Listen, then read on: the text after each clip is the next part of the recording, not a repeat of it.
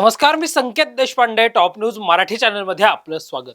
पुणे शहरातील कोयता गँगच्या दहशतीनंतर आता पुणे ग्रामीणमध्ये चड्डी बनियन गँगची दहशत पाहायला मिळत असून यवत पोलीस स्टेशनच्या हद्दीत या दरोडेखोरांनी केलेल्या हल्ल्यात एकाचा मृत्यू तर 3 जण गंभीर जखमी झालेत.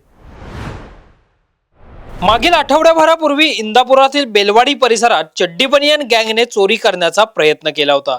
त्यानंतर 5 मार्च रोजी रात्री 10:30च्या सुमारास दौंड तालुक्यातील यवत मधील रेल्वे स्टेशन रोड परिसरात राहणाऱ्या चव्हाण कुटुंबाच्या घरावर मध्यरात्री दरोडा पडला.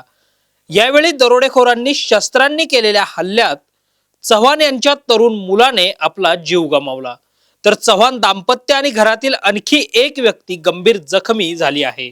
मध्यरात्री 3 जणांनी पोलीस कुटुंबियांच्या घरात प्रवेश करत कुटुंबियांना मारहाण केली. हे 3ही इसम चव्हाण कुटुंबियांच्या घरात चड्डी बनियानमध्ये घुसले होते.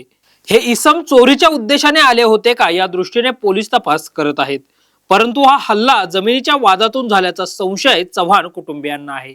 त्या दृष्टीने देखील पोलीस तपास करत असून जखमींपैकी एकाची प्रकृती ही चिंताजनक आहे. पोलीस 3ही शक्यतांचा आधार घेऊन तपास करत असून जखमींवर लोणी काळभोर येथील रुग्णालयात सध्या उपचार सुरू आहेत.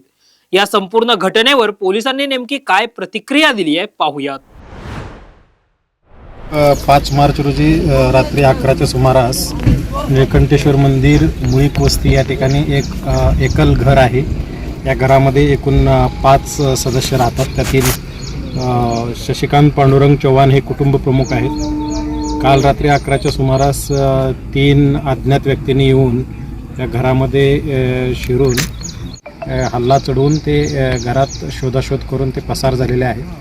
3 संशयित आरोपी इसम यामध्ये आहेत, ज्यांचा शोध घेणं चालू आहे. या घरात घुसून त्यांनी केलेल्या हल्ल्यामध्ये दुर्दैवाने विश्वजित उर्फ अविनाश शशिकांत चव्हाण वय वर्ष 34 हे त्यामध्ये मृत्युमुखी पडलेले आहेत. त्यासोबत शशिकांत पांडुरंग चव्हाण, उज्ज्वला शशिकांत चव्हाण आणि प्राची वैभव यादव हे 3 जण यामध्ये जखमी आहेत. यातील जे संशयित आरोपी आहेत त्यांचा शोध घेणं चालू आहे.